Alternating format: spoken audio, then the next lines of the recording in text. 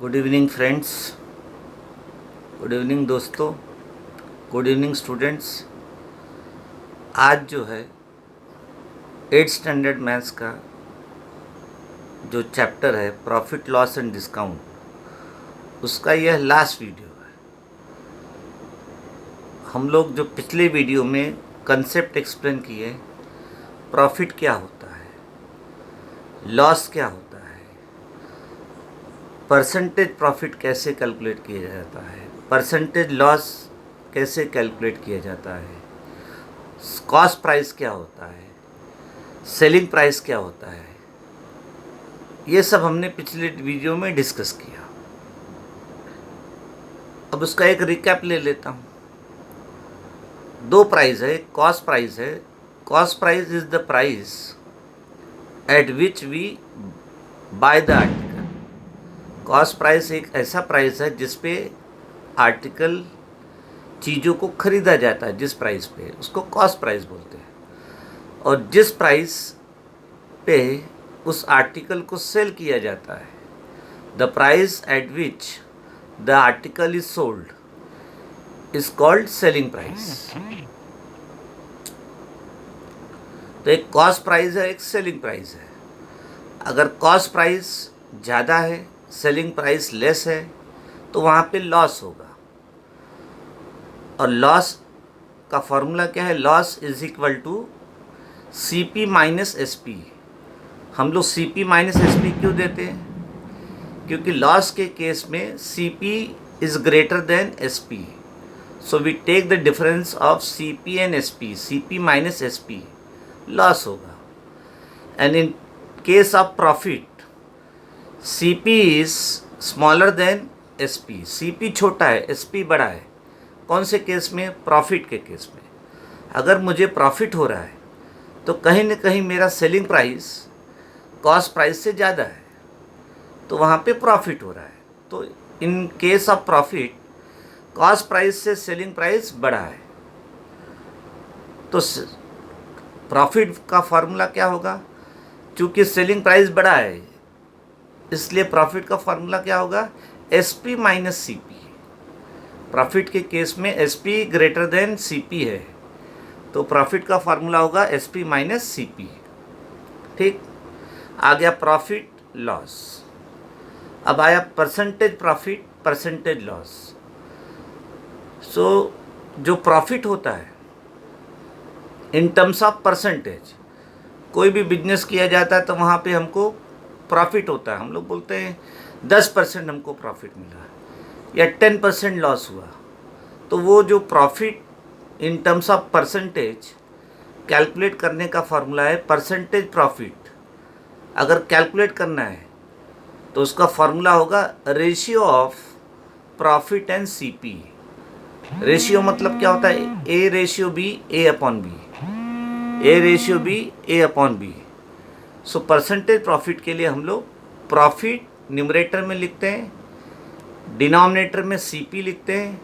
चूँकि हमको percentage calculate करना है, पी अपॉन सी पी एक फ्रैक्शन है, उसका परसेंटेज कैलकुलेट करने के लिए multiply by 100। So percentage profit का क्या फार्मूला है? Profit upon C P multiplied by 100। अब इसी के सेम पैटर्न पे परसेंटेज लॉस, परसेंटेज लॉस का फार्मूला क्या होगा? Loss upon C P multiplied by 100। यहाँ पे जो लॉस होगा वो रुपीज़ में होगा, और परसेंटेज लॉस ये परसेंटेज के टर्म में होगा। तो परसेंटेज लॉस फार्मूला क्या है? Loss upon C P multiplied with 100। So इसमें एक पॉइंट रिमेंबर करने लायक मैंने एक्सप्लेन किया था, चाहे परसेंटेज प्रॉफिट हो चाहे परसेंटेज लॉस हो, both are calculated on the cost price. दोनों में बेसिक प्राइस मेरा क्या है? Starting price, cost price. तो उस पर कॉस्ट प्राइस पे हमको प्रॉफिट मिलता है या लॉस मिलता है। तो परसेंटेज प्रॉफिट या परसेंटेज लॉस के फार्मूला में डिनोमिनेटर में दोनों के सीपी होना चाहिए। स्टूडेंट कहाँ कंफ्यूज हो जाता है? वो सोचता है परसेंटेज प्रॉफिट रहेगा तो सीपी होगा कि एसपी होगा। अरे चाहे परसेंटेज प्रॉफिट हो चाहे परसेंटेज लॉस हो, दोनों के फॉर्मूला में डिनोमिनेटर में सीपी ही रहेगा, ठीक है। अब इसके आगे हम लोग चलते हैं। और एक चीज़ एक्सप्लेन किया था कि whatever transportation charges are there, then repairing charges are there, miscellaneous charges are there, ये सब हमको कॉस्ट प्राइस में ऐड करके एक न्यू सीपी फाइंड आउट करना है, और उस न्यू सीपी के बेसिस पे हम लोग प्रॉफिट या लॉस कैलकुलेट करते हैं, या परसेंटेज प्रॉफिट या परसेंटेज लॉस कैलकुलेट करते हैं। अगर क्वेश्चन में सीपी दिया है और उसके साथ में एडिशनल कुछ रिपेयरिंग चार्ज दिया है या ट्रांसपोर्टेशन चार्ज दिया है, अगर बिना रिपेयरिंग चार्जेस या ट्रांसपोर्टेशन चार्जेस को ऐड करते हुए, बिना ऐड किए हुए अगर आपने लॉस या प्रॉफिट कैलकुलेट किया तो वो गलत हो जाएगा।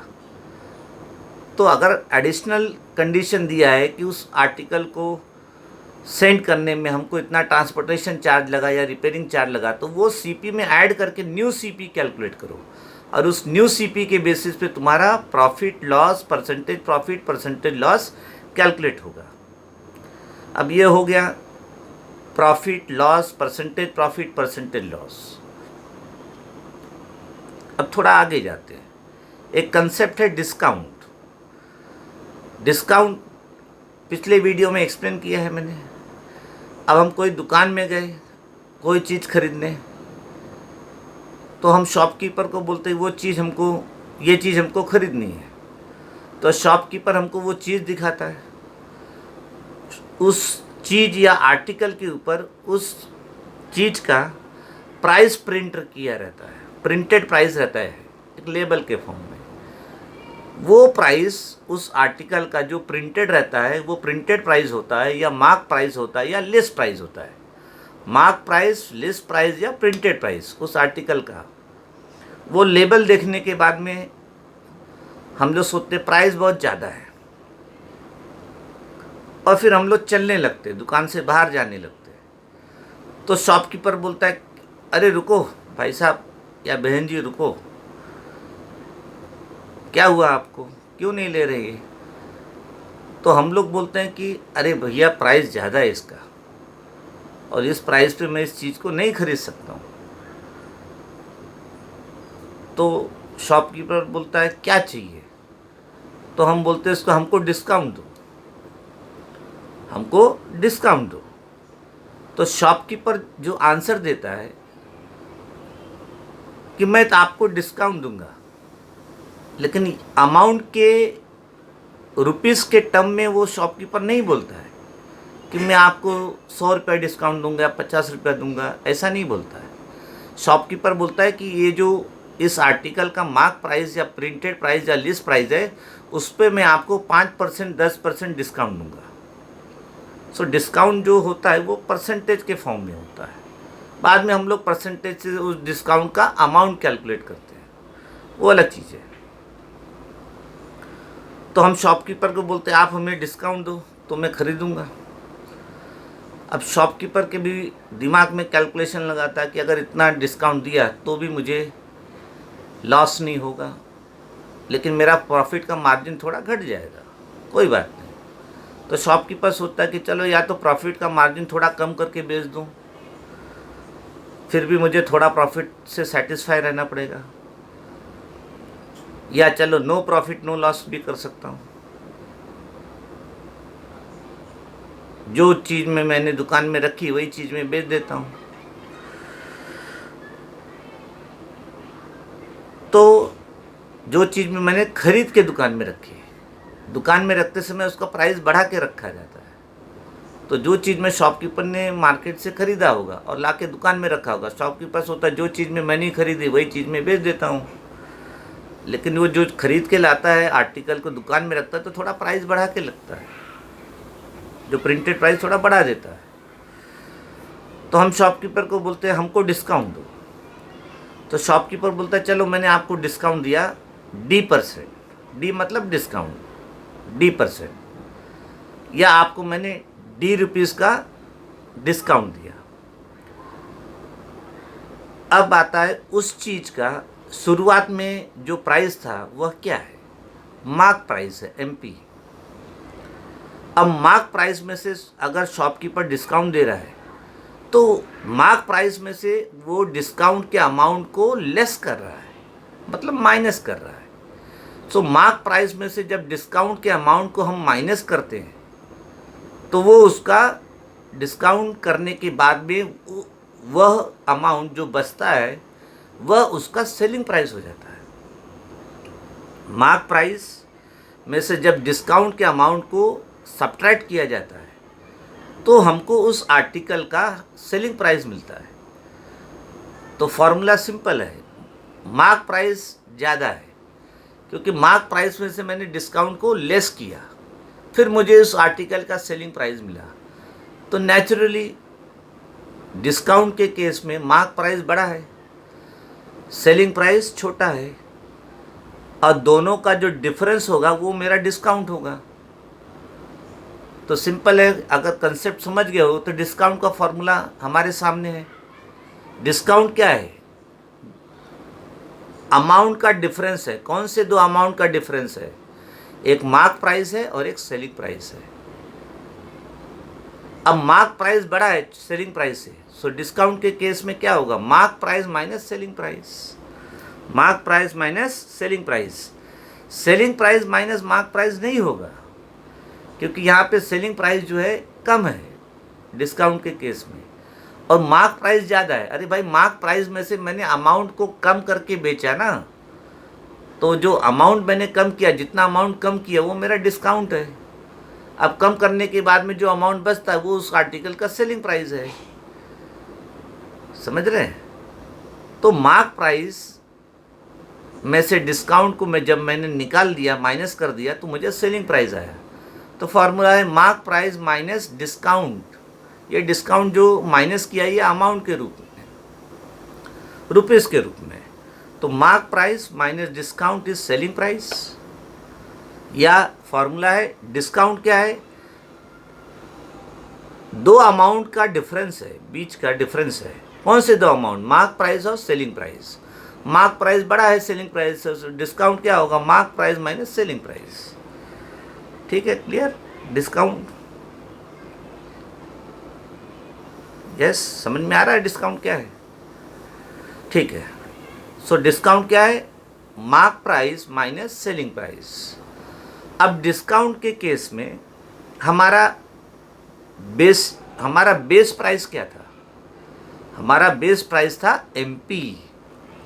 डिस्काउंट के केस में हमारा बेस प्राइस क्या था? MP, mark price. और प्रॉफिट और लॉस के केस में हमारा बेस प्राइस क्या है? CP। हमारा बेस प्राइस क्या है? CP। CP बेस प्राइस किसके केस में है? लॉस और प्रॉफिट के केस में। डिस्काउंट के केस में हमारा बेस प्राइस मतलब बिगिनिंग प्राइस और स्टार्टिंग प्राइस। डिस्काउंट के केस में हमारा स्टार्टिंग प्राइस क्या है? MP में से डिस्काउंट को मैंने निकाला, फिर जो अमाउंट बचा उसमें मैंने सेल किया, या वो उस आर्टिकल का सेलिंग प्राइस है। तो डिस्काउंट के केस में बेसिक प्राइस या स्टार्टिंग प्राइस मेरा MP है, इस चीज़ को ध्यान में रखना। लॉस या प्रॉफिट के केस में मेरा बेस प्राइस क्या है? CP, कॉस्ट प्राइस है। लॉस या प्रॉफिट के केस में मेरा बेस प्राइस CP है और एंड प्राइस मेरा SP है। डिस्काउंट के केस में मेरा बेस प्राइस MP है और एंड प्राइस SP है। तो प्रॉफिट, लॉस, डिस्काउंट दोनों का एंड प्राइस जो SP है, सेलिंग प्राइस।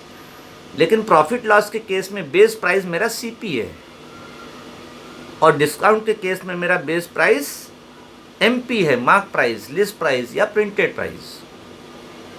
ठीक है। अब आप लोगों को फॉर्मूला डेरिवेशन सिखाता हूँ। परसेंटेज लॉस का फॉर्मूला क्या है? लॉस जो कि अमाउंट के रूप में है, लॉस अपॉन CP, क्योंकि CP बेस प्राइस है लॉस का। तो परसेंटेज लॉस का फॉर्मूला क्या है? Loss upon CP multiplied with 100, क्योंकि मुझे परसेंट कैलकुलेट करना है। और प्रॉफिट अपॉन CP ये एक फ्रैक्शन है। फ्रैक्शन से परसेंटेज कैलकुलेट करने के लिए हम 100 से मल्टीप्लाई करते हैं, ये बेसिक रूल है। सो परसेंटेज प्रॉफिट का क्या फॉर्मूला है? Profit upon CP multiplied with 100, क्योंकि प्रॉफिट के केस में भी बेस प्राइस मेरा सीपी है, तो दोनों के डिनोमिनेटर में सीपी था। ठीक है, अब देखो परसेंटेज डिस्काउंट का फॉर्मूला क्या होगा? डिस्काउंट अमाउंट, डिस्काउंट अपॉन, अब डिस्काउंट के केस में मेरा बेस प्राइस क्या है? एमपी, मार्क प्राइस, तो डिस्काउंट अपॉन एमपी। चूंकि डिस्काउंट अपॉन एमपी एक फ्रैक्शन है, परसेंटेज कैलकुलेट करने के लिए मुझे 100 से मल्टीप्लाई करना पड़ेगा। सो डी अपॉन एमपी, और बीच में लिखना है मल्टीप्लिकेशन 100। नहीं तो सोचोगे एमपी से मैंने मल्टीप्लाई किया 100 को, नहीं, हमको जो 100 मल्टीप्लाई करते हैं डी अपॉन एमपी के बीच में लिखना है मल्टीप्लिकेशन साइन और 100, तो हमको परसेंटेज डिस्काउंट आ गया। हमको क्या है? Percentage discount. ठीक है, अब आता है कंसेप्ट, एक कंसेप्ट प्रॉफिट लॉस में और है। देखो तमाम टाइप के क्वेश्चन बन सकते हैं। एक सीपी का अमाउंट दिया है, एक एसपी का अमाउंट दिया है, तो मुझे प्रॉफिट क्या होगा, लॉस क्या होगा, परसेंटेज प्रॉफिट क्या होगा, परसेंटेज लॉस क्या होगा, वो हमको कैलकुलेट कर सकते हैं। एक टाइप का प्रॉब्लम हो गया। अब दूसरे टाइप का प्रॉब्लम है, हमारे पास सीपी दिया है और हमारे पास इंस्टेड ऑफ प्रॉफिट हमको प्रॉफिट दिया है in terms of percentage profit दिया है, तो एसपी कैसे कैलकुलेट करेंगे? या हमारे पास एसपी दिया है, परसेंटेज प्रॉफिट दिया है, तो सीपी कैसे कैलकुलेट करेंगे? या हमारे पास सीपी दिया है, परसेंटेज लॉस दिया है, तो एसपी कैसे कैलकुलेट करेंगे? या एसपी दिया है, परसेंटेज लॉस दिया है, तो सीपी कैसे कैलकुलेट करना है? मतलब एक दूसरा टाइप है प्रॉफिट, या प्रॉफिट जो दिया रहेगा इन टर्म्स ऑफ परसेंटेज दिया रहेगा, परसेंटेज प्रॉफिट, लॉस जो दिया रहेगा in terms of percentage loss, profit CP दिया रहेगा या एसपी दिया रहेगा, दो में से एक दिया रहेगा, और परसेंटेज प्रॉफिट या परसेंटेज लॉस में से दिया रहेगा। तो एक चीज ध्यान में रखना कि जब हम लॉस लिखते हैं तो वो हमारा माइनस, उसके आगे हम माइनस साइन लगाते हैं। प्रॉफिट लिखते हैं तो उसके आगे, आगे मतलब प्रॉफिट के पहले, आगे नहीं पहले, प्रॉफिट लिख रहा है उसके पहले प्लस लगाते हैं। तो अगर हमको दिया है प्रॉफिट और लॉस दिया है in terms of percentage, CP या एसपी कोई में से एक अमाउंट दिया है, दूसरा अगर सीपी दिया है तो एसपी फाइंड आउट करना है, एसपी दिया है तो सीपी फाइंड आउट करना है।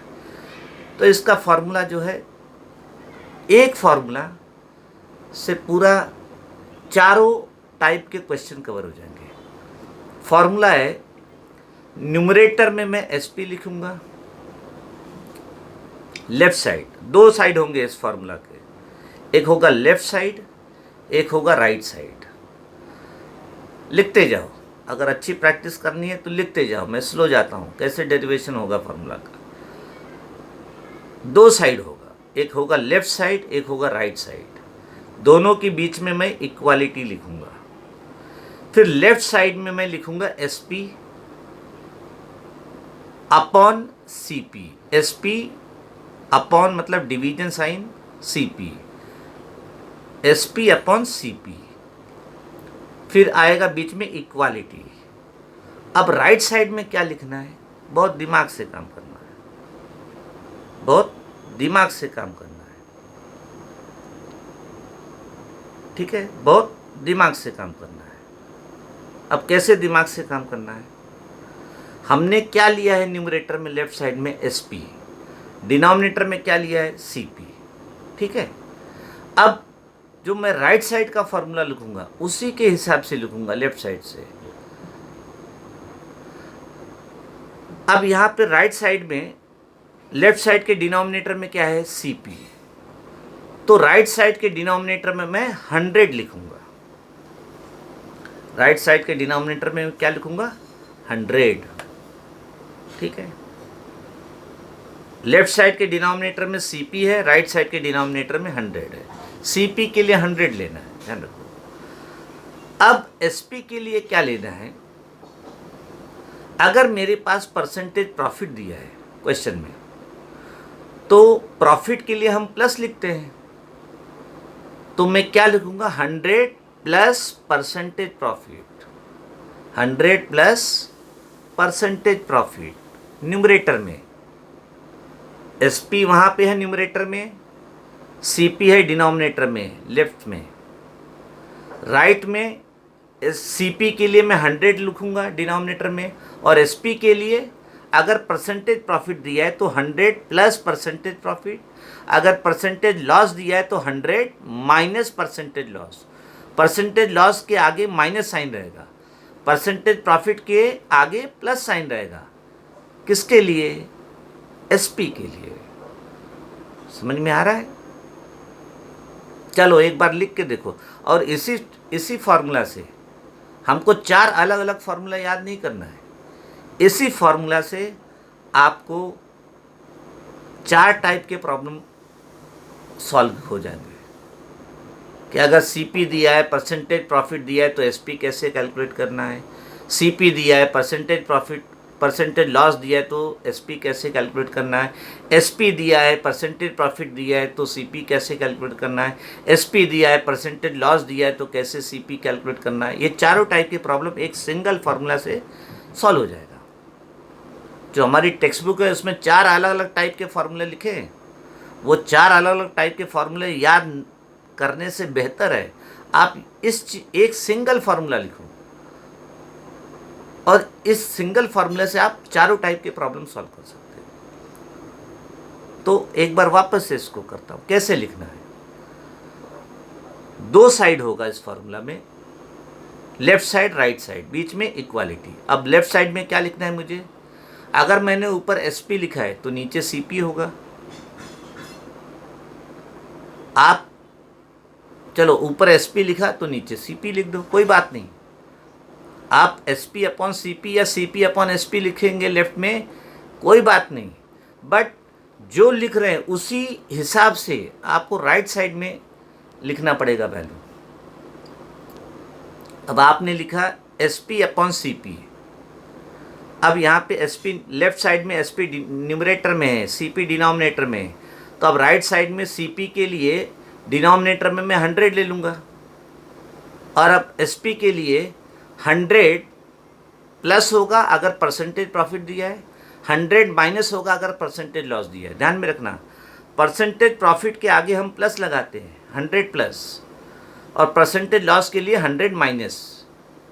ये राइट साइड में न्यूमरेटर में लिखना है, क्योंकि वहाँ पे न्यूमरेटर में SP है, ठीक है। अब ये हमारा जो इक्वेशन बना है, लेफ्ट साइड राइट साइड और दोनों के बीच में इक्वालिटी।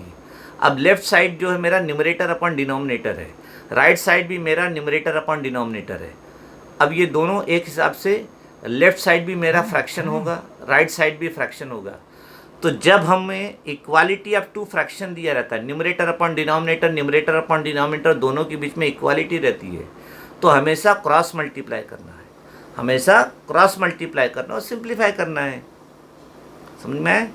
इक्वालिटी ऑफ 2 फ्रैक्शन बोलो या इक्वालिटी ऑफ 2 रैशनल नंबर बोलो, हमेशा हम क्रॉस मल्टीप्लाई करते हैं, ठीक है, ठीक है।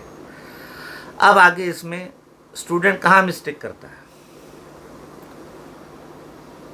क्वेश्चन में दिया होगा 8% profit, 8% profit.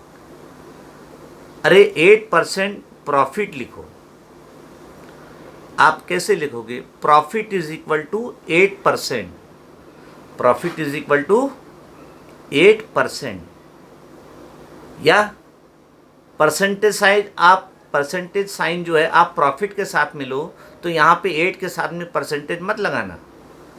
Profit is equal to 8% percentage sign, और percentage sign profit is equal to 8, दोनों जगह परसेंटेज साइन नहीं आएगा। ये पहले भी एक्सप्लेन कर चुका हूँ परसेंटेज प्रॉफिट परसेंटेज लॉस में, ठीक है। अब इसमें देखो हमने क्या लिखा है, SP अपॉन CP इज इक्वल टू, अब CP के लिए डिनोमिनेटर में 100 लिख दिया। अब वहाँ पे जो है SP के लिए अगर परसेंटेज प्रॉफिट होगा तो मैं क्या लिखूंगा फॉर्मूला में, परसेंटेज प्रॉफिट के लिए प्लस लिखना है उसके आगे, तो 100 plus percentage profit, 100 plus percentage profit. अब यहाँ पे जो परसेंटेज प्रॉफिट का जो वैल्यू होगा, समझो दिया है परसेंटेज प्रॉफिट इज 10, तो मैं क्या लिखूंगा 10 लिखूंगा, वापस से 10% नहीं लिखूंगा, समझ रहे हैं, वापस से 10% नहीं लिखूंगा क्योंकि वो परसेंटेज प्रॉफिट का वैल्यू 10 है। हम फॉर्मूला में क्या लिख रहे हैं, 100 प्लस प्रॉफिट नहीं लिख रहे हैं, 100 प्लस परसेंटेज प्रॉफिट, तो परसेंटेज प्रॉफिट का वैल्यू मेरा 10 होगा, 10 के साथ में परसेंटेज साइन नहीं लगाऊंगा। या 100 minus percentage loss, percentage loss मेरा 5 है समझो, या लॉस इज इक्वल टू 5%, तो अब जो फॉर्मूला तुमने लिखा है 100 माइनस परसेंटेज लॉस, वहाँ पे मैं 5 लिखूंगा, 5% नहीं लिखूंगा क्योंकि मेरा परसेंटेज लॉस 5 है। फॉर्मूला में मैं लॉस नहीं लिख रहा हूँ, परसेंटेज लॉस लिख रहा हूँ, तो परसेंटेज लॉस क्या होगा, 5 होगा। तो मेहरबानी करके फॉर्मूला लिखते समय आप परसेंटेज साइन लिखिए, 100 प्लस परसेंटेज प्रॉफिट या 100 माइनस परसेंटेज लॉस। और जब परसेंटेज प्रॉफिट और परसेंटेज लॉस की वैल्यू आप सब्स्टिट्यूट कर रहे हैं तो वापस से उस नंबर के साथ में परसेंटेज साइन नहीं लेना, ठीक है। अब चलो किसी ने फॉर्मूला याद नहीं रहा, कोई बात नहीं, एक चीज आपको ध्यान में रखना है कि जहां पे CP है, अगर CP तुमने न्यूमरेटर में लिखा तो तुम न्यूमरेटर में 100 लिखो राइट साइड में, अगर CP तुमने लेफ्ट साइड में डिनोमिनेटर में लिखा तो डिनोमिनेटर में तुम 100 लिखो।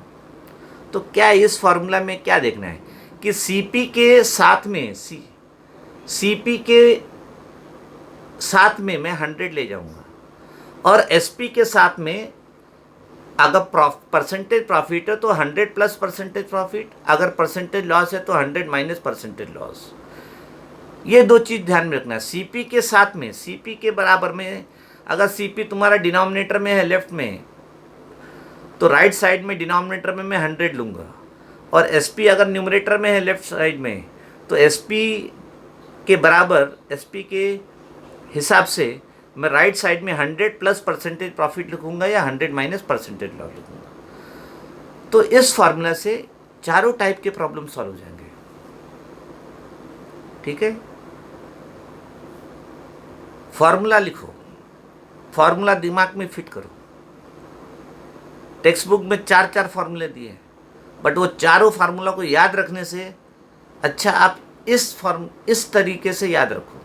चारों टाइप के प्रॉब्लम आ गए, कोई बात नहीं, आने दो। क्या करना है, CP लिखा, चलो तुमने CP लिया न्यूमरेटर में तो डिनोमिनेटर में SP लिख दो लेफ्ट साइड में। अब एक बीच में इक्वालिटी साइन लो।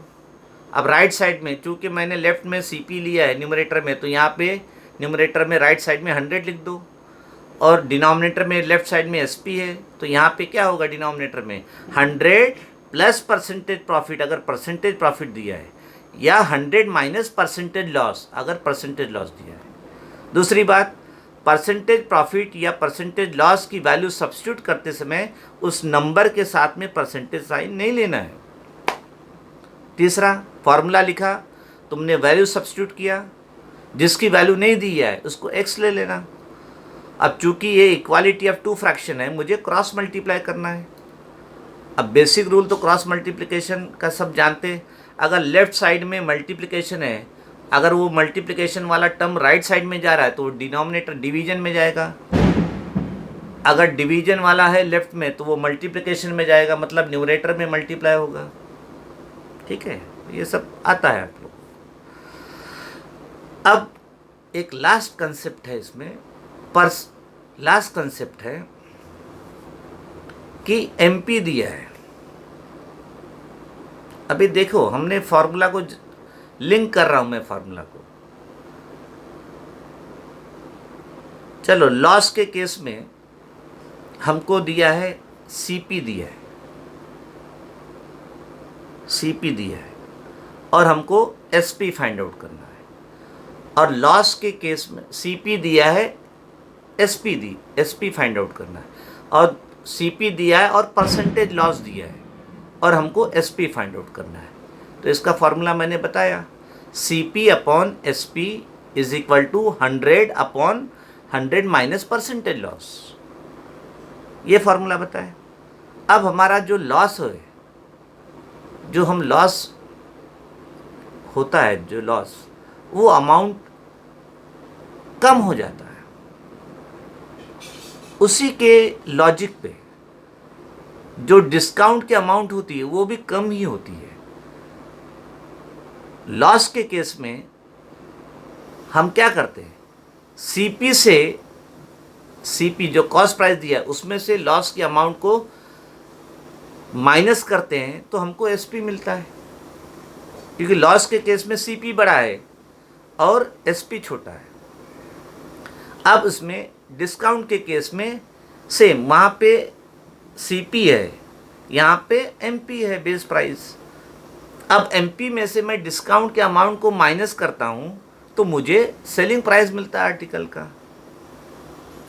तो जो फॉर्मूला आपने परसेंटेज लॉस, सीपी और एसपी का यूज़ किया, उसी लॉस के फॉर्मूला में आप जहाँ पे लॉस दिया है उसको डिस्काउंट से रिप्लेस कर दो, डी से रिप्लेस कर दो, आपको फॉर्मूला मिल जाएगा परसेंटेज डिस्काउंट। तो ये टाइप का प्रॉब्लम है कि आपको एमपी दिया है, मार्क प्राइस दिया है, और आपको परसेंटेज डिस्काउंट दिया है, डिस्काउंट की अमाउंट नहीं दी है, डिस्काउंट दिया है इन टर्म्स ऑफ परसेंट। आपको उसका सेलिंग प्राइस कैलकुलेट करना है, आपको उसका सेलिंग प्राइस कैलकुलेट करना है। तो हम लोग क्या करेंगे, फॉर्मूला है जो फॉर्मूला हमने लिखा था, जैसे हमने लिखा था एसपी अपॉन सीपी, तो वहाँ पे मैंने क्या लिखा, 100, लॉस का फॉर्मूला में क्या लिखा है राइट साइड में, 100 minus percentage loss upon 100, CP के लिए 100 लिया है। अब उसी फॉर्मूला को यहाँ पे लिख दो। वहाँ पे क्या था, हमारे पास सीपी और एसपी था, यहाँ पे हमारे पास क्या है, डिस्काउंट के केस में एमपी और एसपी है, एमपी और एसपी है, मार्क प्राइस और सेलिंग प्राइस है। तो अब फॉर्मूला में जो सीपी का फॉर्मूला है, सीपी जो लिखा हुआ है उसको रिप्लेस करूँगा एमपी से, तो क्या हो जाएगा formula, SP upon MP is equal to, वहाँ पे मैंने सीपी के लिए 100 लिया था, यहाँ पे मैं एमपी के लिए 100 ले लूँगा। तो चूँकि इस फॉर्मूला